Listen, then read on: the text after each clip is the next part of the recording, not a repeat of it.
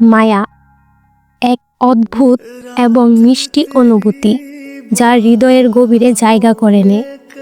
এটি কখনো ভালোবাসার রূপ নেয়, কখনো কষ্টের। মায়া এমন এক শক্তি যা মানুষকে বেঁধে রাখে সম্পর্কের সুতোয়। মায়া মানুষের জীবনের এক অসাধারণ অনুভূতি যা সব কিছুকে জীবন্ত করে তোলে। যে মানুষের জন্য মায়া জন্মায় তার প্রতি কষ্ট পেলেও রাগ হয় না। মায়া হলো এমন এক বন্ধন যা দূরত্বের পরেও কাছাকাছি টেনে রাখে। মায়া এক অদৃশ্য জাল, যে একবার এই জালে আটকা পড়ে সে আর মুক্ত হতে চায় না।